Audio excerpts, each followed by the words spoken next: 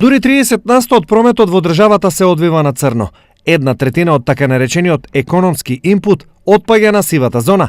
Ова се резултати од анализите на Стопанската комара кои беа презентирани денес.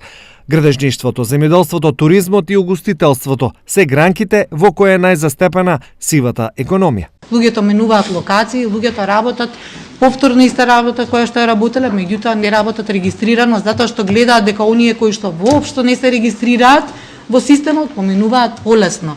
Не се проблем во нашата економија оние кои што се дерегистрираат, тие се само последица.